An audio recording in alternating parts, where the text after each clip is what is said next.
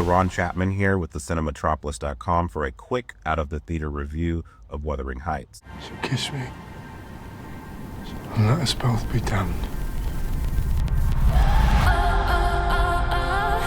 Wuthering Heights being the literary classic written by Emily Bronte, and this being a film adaptation, one of many in existence, directed by Emerald Fennell, the Oscar-winning writer-director of Promising Young Woman and the very divisive Saltburn from just a few years ago. I want to start by saying that I am a fan of Emerald Fennell's work. I think that Promising Young Woman was a very audacious and inventive kind of exploration of very sensitive, delicate subject matter. Now with Saltburn, I felt like there was more style over substance, but there were indelible moments in it that have endured for me over the years. Unfortunately for me, I found Wuthering Heights to be a very ambitious mixed bag that's constantly at odds with itself. But before I get into that, I want to start with the positive. The first being Susie Davies' production design, which I thought was extravagant, ornate, eye-catching, chef's kiss.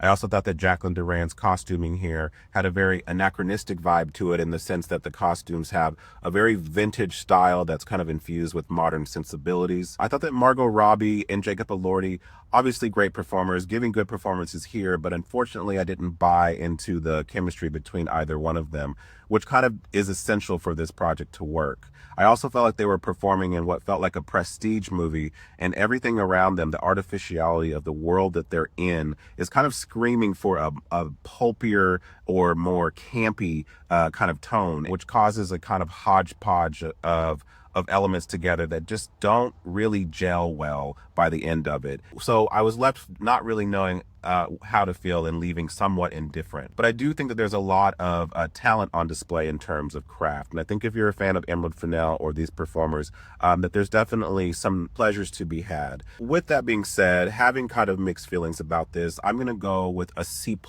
I still think it's worth seeing for people who are interested, but it's definitely my least favorite of Emerald Fennell's work up to date. Do you want me to stop?